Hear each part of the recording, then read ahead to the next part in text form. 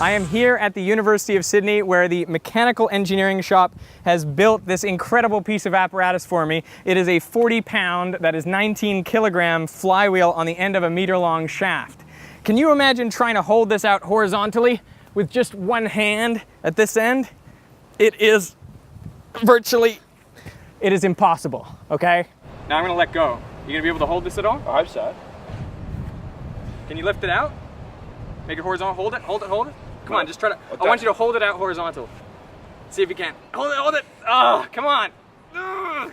What I'm gonna do is I'm going to spin this up to a few thousand RPM, and then I'm going to attempt just that, to hold it from one end and have it out horizontally.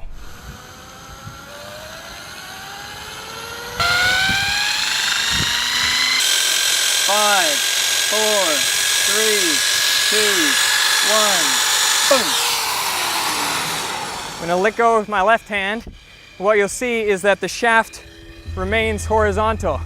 You can see it going around there.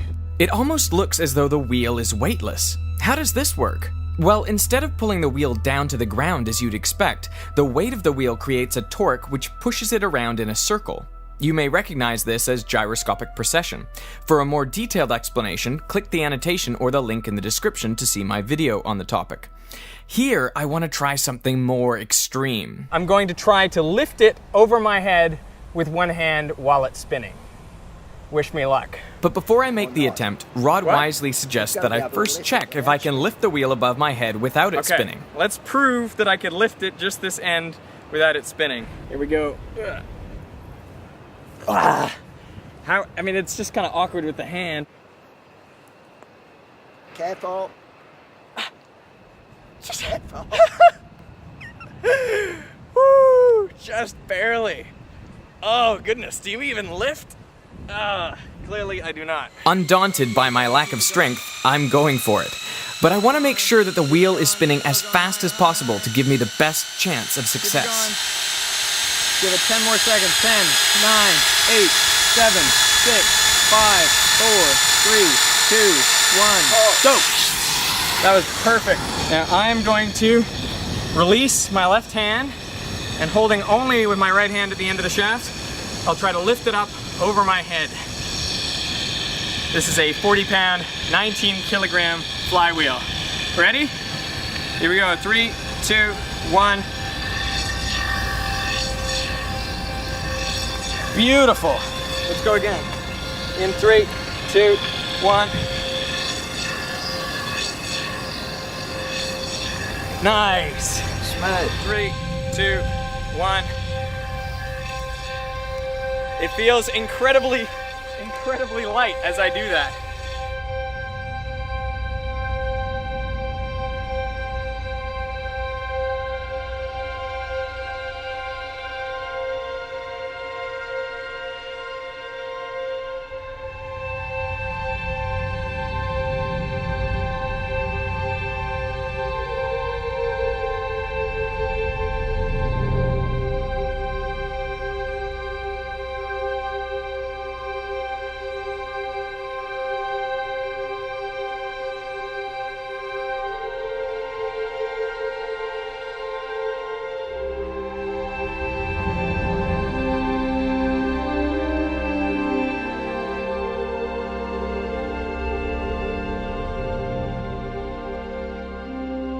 When you said it felt incredibly light, Yeah. you know, when you're lifting it feels light, Yeah, shouldn't. I know.